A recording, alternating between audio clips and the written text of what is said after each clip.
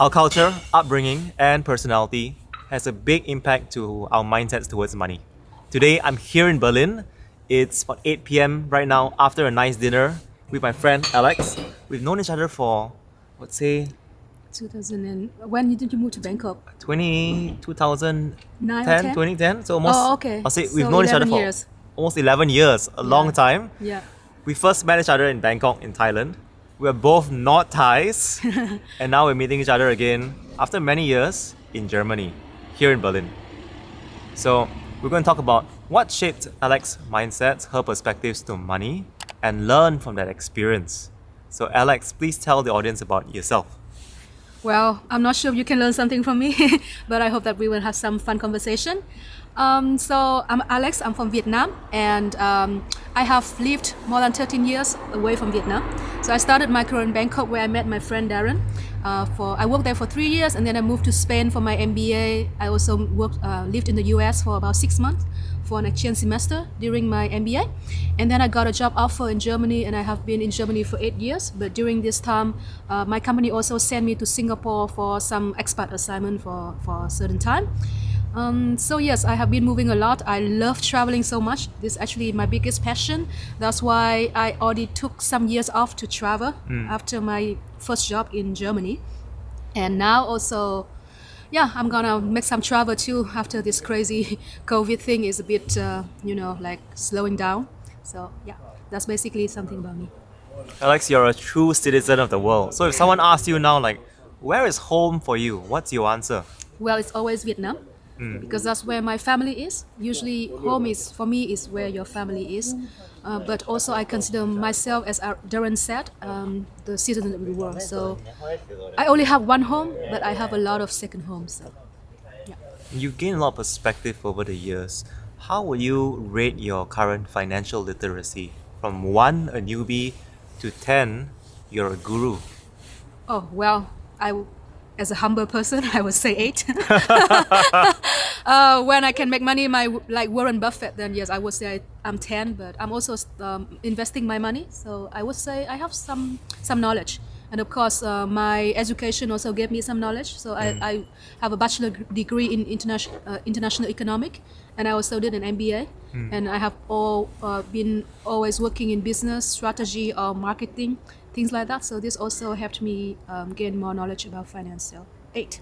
And a follow up there, when you look at finance, was it the theory of the knowledge of finance through school studies, or was it the practice of actually investing, learning from those failures that made a bigger difference in your financial literacy and confidence? I think learning is only giving you the basic knowledge, yeah, but it's more through work also. Because of course, during working, I also sometimes have to be responsible for P&L, and of course, I have to do a lot of business assessment, financial analysis. So this definitely give a lot of grow a lot of learning, and of course, now recently I started recently to invest in the stock market too. So it also helped me. And when I was a student in Vietnam, I also translated almost 10 books in economics and finance and even the stock market. So that's also where I learned my finance skills and knowledge. Yeah. Alex, growing up in Vietnam, how would you say how your family's experience and their perspective shape your own mindsets on money? Yeah, I would say that it has only initial influence because later on, as I said, my life has changed a lot and I have a lot of experience. So I think it's more the international experience after I have become a grown up that's Yeah. shaped me more. But one example I can talk about is when I was small, my father is someone who placed high importance on education.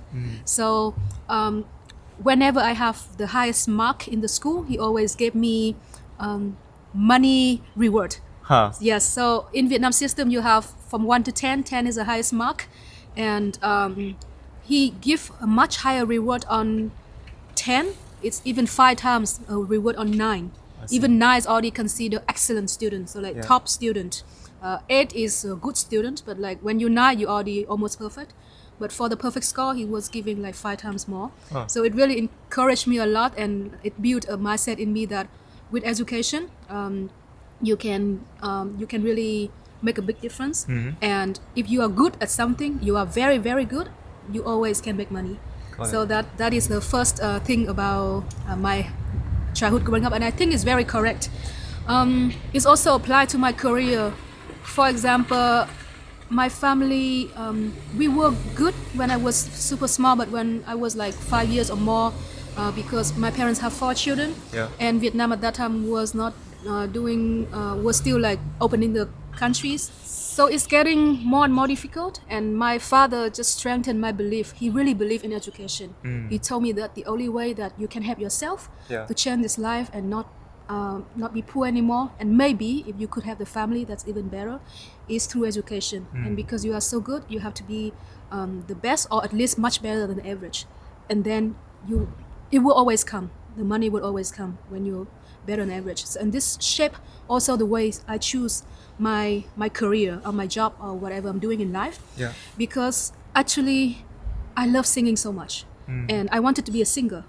But looking at my family situation, I couldn't make that choice. So I choose something that I'm very good at, which is to learn. I'm learning very quickly, and therefore I think if I work in business, I would be very good. I wouldn't, maybe not number one, but at least I would be one of the very, very good ones. Yeah, much better than average. So I chose a career in business so that I can help my family and help myself, and I chose a safer way. So this has affected a lot of decisions in my life. Is there's always a factor of passion and adventure in there, Yeah. but there's always a factor of risk management, in the sense that I would always choose something that I know if I work so hard, in the end I would get it. Yep. Yeah, and not like a lot of people who have a lot of security in their life. They could really do whatever they want, and they could make big failures. For me, I make failures, of course. I want to learn from my failures, but I would always choose some way that I would make a failure that would not cost me so much if I fail.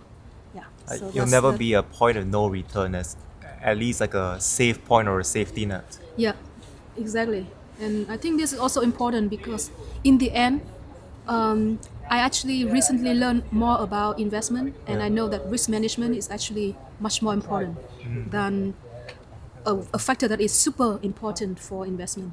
Because at a certain point, like, you have to really be able to manage your risk. Otherwise, when you lose too much, you have to gain much more in order to break even again. Yes. And this, I think, this is also a good thing that because of my family hardship, Yeah.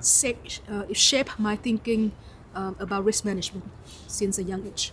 And in that kind of experience, how would you describe your risk appetite, and how does it change? Actually, I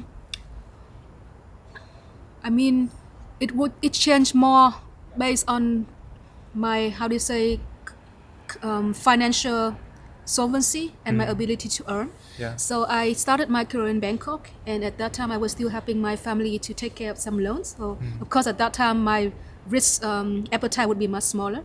But now, after many years living abroad and building a somewhat relatively, I think, good career, and making quite good income, my appetite for risk is much bigger.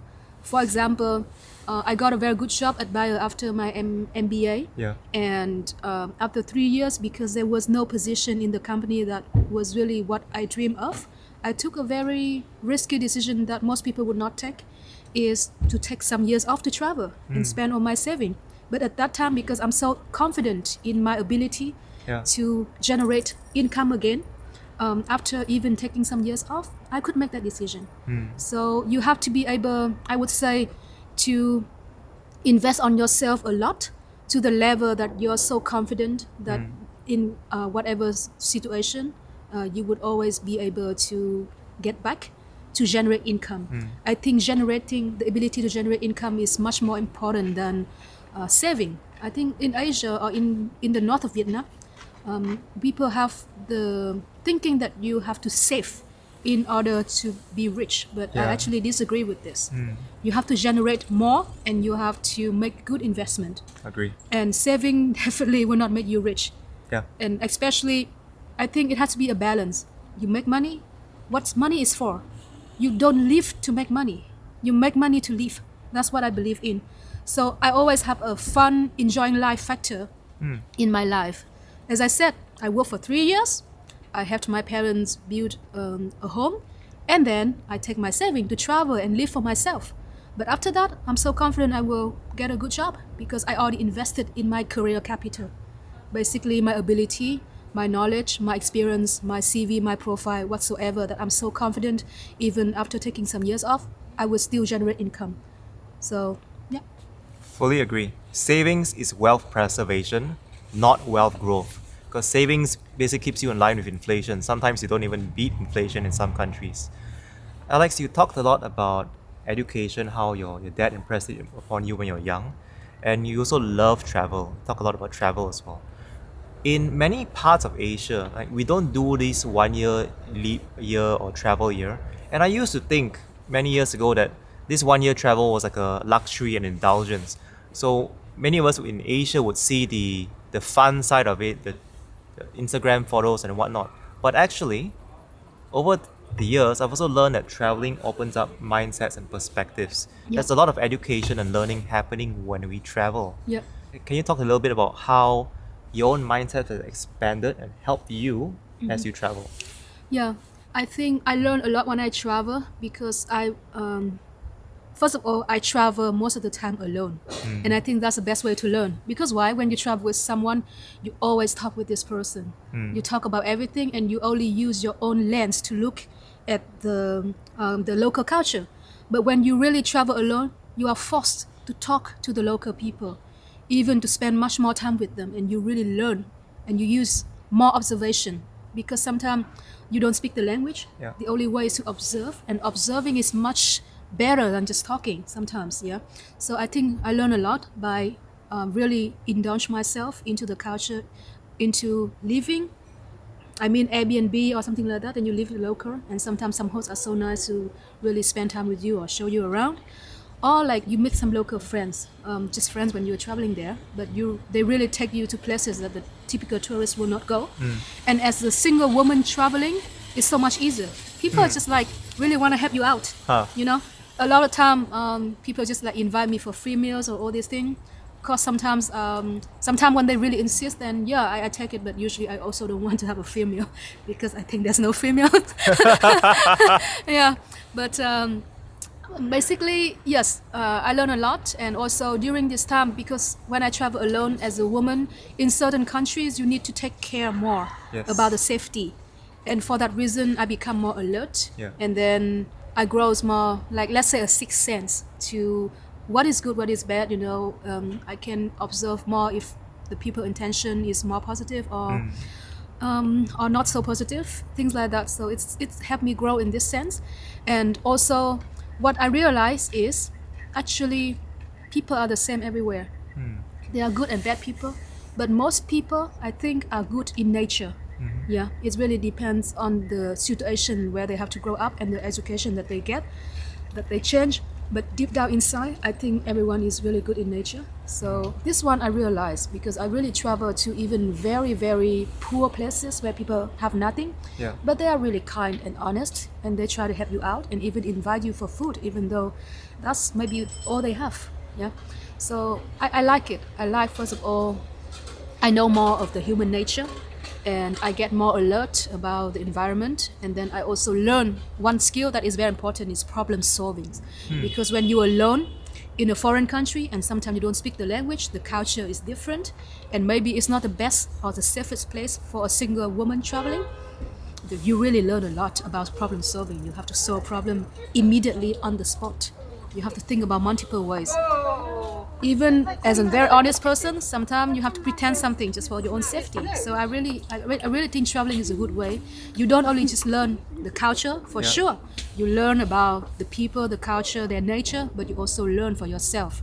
You learn more interpersonal skill, and you also learn to solve problems. Yeah. Agree, and that's a powerful insight about solo traveling. That we're not speaking with our co-travelers in our own language, in our own culture, but we are forced to observe. When we talk, we just repeat what we already know. When we observe and listen, there's a chance that we'll learn something new every time. And Alex talked about seeing how even the poorest are the kindest, the happiest. But I also want to talk about your experience when you traveled, seeing the wealthiest, the richest are rich. We always hear that money doesn't buy happiness, and there's research showing that once you earn, say, above $3,000 a month, the incremental benefit of money is a lot less to your happiness. What do you learn meeting the really wealthy and rich in other countries? And what mistakes have they made that you think we can learn from? I don't know if I have met the rich and wealthy in other country because, as I said, my style is traveling alone, and I Yeah. really want to indulge myself in the culture. So Yeah. I would be more like eating in street food restaurant or things like that, or like really talk with the people on the street rather than meeting rich people. So I don't know if I can answer this question properly, but I just refer to what you said. Money cannot buy happiness. I only agree with half. It can really buy happiness, but only to a certain level, which is the second part of your statement. Yeah. So that's true. When you are at a certain level, the incremental income that you have or incremental money that you have doesn't generate much more incremental happiness, but you have to have a certain level of freedom. When you are free, more freedom doesn't add much value. But before you are free, money is still important. It's not the most important, but it really helps a lot. Yeah. For example, when I travel, yeah, of course, a lot of people can go backpacking, stay in hostel, or even they can go and work for the hostel, some cleaning job so that they have a place to sleep or eat. But this is not my style. I want to also enjoy. So like I want to go skydiving, scuba diving, paragliding. So yes, money bring me happiness because when I do all this adrenaline rush activity, I'm so happy. I'm happy for a long time. So I would say yes, money help you buy happiness, but a lot of money to a certain level doesn't generate much more. However, financial freedom is so important. If you have financial freedom, you are free to make choices, and I think freedom is the most beautiful gift in this life. I agree. Right, it's the pursuit of liberty and happiness, right? It's constitution of some countries say. The analogy I think about it when you mention that is money is almost like oxygen. You need enough oxygen to breathe, otherwise you can't breathe, you can't survive. But once you hit a threshold amount, the more doesn't really change. And you have too much oxygen, you need to be more careful. Yeah. The air is combustible. Yeah. Because if you're really wealthy, you question as well the people around you, what are their motivations? Are they there for your companionship or for your money? And with all your life experiences in different countries, in different workplaces, how has your perspective of money changed over time, over different life stages? Yeah. So let's just come back. It's actually changed quite quickly, but growing on a already basis and not like diverting into different direction. Okay. For example, as I mentioned, I always believe when you are good at something much better than the average, you Yeah. will always make better income. And then the second philosophy I believe in is when you invest in your career capital at a certain point, because you're so good, money will just come to you. Yeah. So these two I always believe in. What I have changed is like before, I will always place an importance on enjoying life, and now I'm still the same, but I want to do it more sustainably. So for me, it's important to have financial safety and financial freedom. It means that you always have to have for me now, I always have to have enough money so that even if I'm not working for 2 or 3 years, I can still live very well. And I would always have a source that help me generate money no matter what I'm doing. It means you have to invest your money. Yeah. This is a point. Yeah.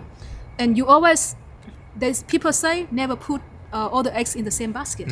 And that's the key point. You always have to have, I always put 50% of my money on very safe investment. Super safe, like you cannot lose it. And then the other 50%, I can play with whatever I want, even very risky stuff like stock market and things like that. But always make sure that in the worst case, even in the worst case, I can still sustain for at least a few years. So this is what changed. Yeah, before I was more like, well, I'm young, I'm good, I have good education, I have very good CV. I don't care, I can spend. No, I don't think like that. And then the second thing that changed so much is that also an influence of Germany, also a growth of my own personality. For example, the older I grow, the more I travel, I see what is more important and fundamental in life, and I don't spend money so much on things that I don't need anymore. I see. When I was young, every girl likes shopping. I mean, I'm still young, but every girl likes shopping. I haven't been shopping for like years because I choose what is my biggest passion is traveling. The second biggest passion is food, Yeah. eating very good food. So these are the only things that I spend my money on. I don't spend money on shopping so much. I only buy the things that I need. So like really like this is not about saving. Yeah, this is also about managing your finance smartly. If you don't need anything, you don't have to buy it. And then the second is like also influence from Germany is that people in Germany when they buy something, they buy something very good, and it can last for like 10, 15 years, but it's so expensive. However, if you divide the cost by the number of years and number of days is cheaper than buying something cheap and then throw it away after some weeks or some months. And more importantly, the quality when you use something good is 10 times better than the quality when you use something trashy. Agreed. So this is also another thing that have changed. Plus one here on quality, yeah. So that's why you see me with Apple products, Teslas in the future. My wife is in the corner there, shaking her head, so sad. Every year change Apple product. Hey, you buy Patagonia, quality, right? High quality, long lasting. Alex, you mentioned freedom a few times, and there's actually multiple dimensions of freedom. There's financial freedom, but there's also time freedom. Generally, for most of us, as we grow in life, we have more money and less time. We are a lot more aware of our finite time. Yeah. So how do you balance time and money now? The most important factor is actually being happy every day. So happy means that I have to be healthy physically and also mentally and doing something that I love. So that's why money was never my biggest target. I was never targeting to be super rich. I just want to be like quite successful and have very good financial stability and get an early retirement. I'm targeting before 40, but if I need more money, maybe mid 40. I don't know yet. However, most important is I have to be happy. Yeah. That's why all my life I have always made decision, even when it's short term, could be financially disadvantageous. Long term, it will be advantageous. For example, I had the choice to do an MBA in the US with a full government scholarship, and that means financial stability. At the same time, I had an offer with a half scholarship to study in the top 5 Europe, top 20 world MBA in Europe. But of course, I have to invest 50, 60K. However, given the reputation of the school, all these things is much better in the long term because I think the education will stay with you for the rest of your life. And I made the decision, okay, I have a lot of financial disadvantage in the short term, but I'm happy. And I know in the end I will not regret. So I think more important is you have to choose happiness today and shouldn't set money as your goal, but make a goal that is achievable. Don't overstretch yourself. Don't be too harsh on yourself. Agree. You have to enjoy the journey too, and not just look at the destination. If you always try and run towards the destination and don't even look at the flowers on the way, what's the meaning of life? So that's one reason why I never would work for investment banking or management consulting for top firms. I know capability-wise I can do it, but personal choice, I would never do it because I need a life too. Work-life balance, important. Make money but spend money. Let me give you an example. For example, a lot of people travel when they retire and old. Yes. They're 60 years old. At that time, they don't have so much energy. If I can see a city now when I'm 30 years old, I can see a city in 2 days. They would need 4 or 5 days. At that time, they would have maybe double my money now, but they also have to spend double money because they need double time. And then they cannot enjoy all this crazy adventurous stuff like skydiving. Maybe some adventurous people still do, but most of them will not. So why not just balance and do it like now? Really build your career capital for a long time. After 10 years, money will come to you automatically. At the same time, don't forget to enjoy life because you have to re-energize yourself. Give yourself this new energy, happiness so that you can work better and therefore you also get better movement in your career. And it's like interconnected. So don't forget to enjoy life. Fully agree Alex's point here. I used to be so focused on a destination myself that I forgot about the journey. We can't control the future. The only thing that we can control is the now, the present. And a lot of us are making assumptions that we have the next 10, 20, 30 years. In the past 18 months, in the middle of the COVID pandemic and now endemic, 1.5 million children have lost their caregivers, their moms, their dads. These were people who thought they had decades to spend. We never know when life ends. Yeah. Anything can happen. There's no point having $5 million and not living a life that you want to live. Yeah. I know many of us, we have good intention, as Alex mentioned. We want to work hard, we want to save for our family, we want to invest for our families. But sometimes that future may not be around. Or 10 years from now, the people you want to spend it with may not be around anymore. You've clearly learned a lot from your travels, working in different places, living in different places. For many even in our audience, they may not have the opportunity to do the same. Maybe they've been growing up in Vietnam all their life, or in Singapore or Malaysia all their life. So they would feel, are they missing out if they're only in one country? What advice do you have for them to broaden their mindset and perspective if they can't travel like what we're doing right now? Well, now with internet technology, you can travel on the screen, right? Yeah. Otherwise, if you cannot travel, at least explore your own country. Do something adventurous. Yeah.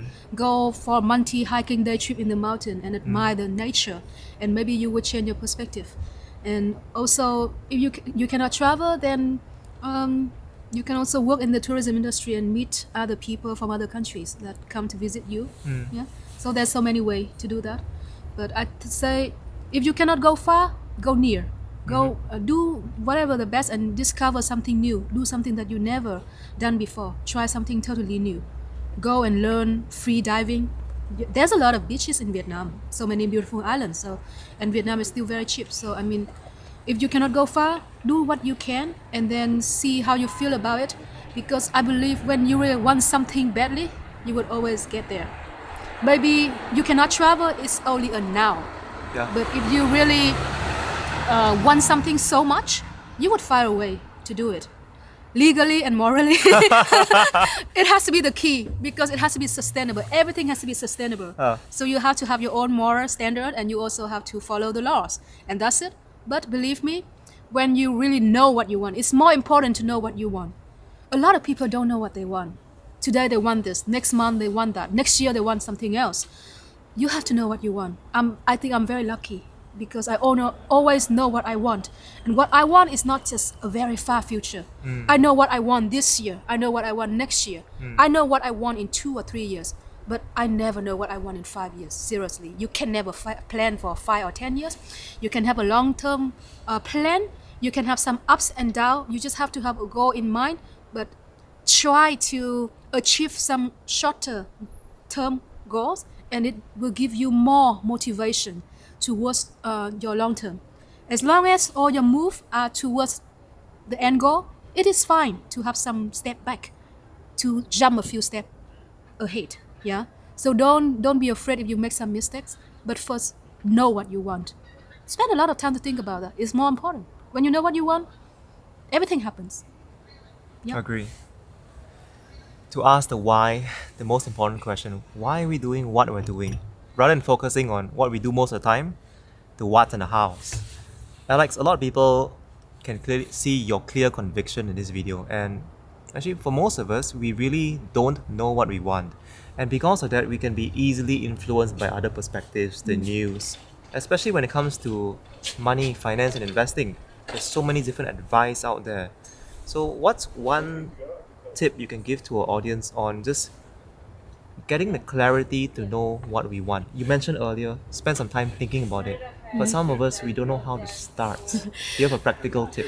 I don't know if I have a practical tip, but for me, what makes me happy sustainably is what I should pursue. Okay. So I know for sure that traveling really makes me happy. Yeah. So it has been a long time that's the only thing that, the biggest thing that, or the only thing that I spend my money on. Yeah. And then everything that I do, for example, building an international career, Yeah. is also in order to feed this passion. So, because I know it makes me happy. When something makes you happy and you find that thing, then you pursue it. And that's the only advice that I can give because I know what makes me happy. And that's the only way that leads me through this life. Is that I know I would be always happy when I'm doing this thing. So if you can find this, then I think you already halfway towards knowing what's your goal in life or what you want in life. Thank you for sharing. Yeah. And for some of us, it is okay to try different things and experience to see what works, what doesn't for us. It takes time. And what we want changes over time as well. What we thought we 100% wanted 10 years ago, now we look back and laugh at it and say how silly that was. Our life experiences shaped who we are and what we want as well. Alex, thank you so much for sharing your perspectives, your stories. You're welcome. If you felt moved and you felt that you got something from this story, please click the like button. Hit subscribe to stay updated to more videos like this. With that, signing off from Berlin. Good night. Good night, everyone. How do we say good night in German? Gute Nacht. Gute Nacht. Oh, you're good. You got it right immediately. Perfect.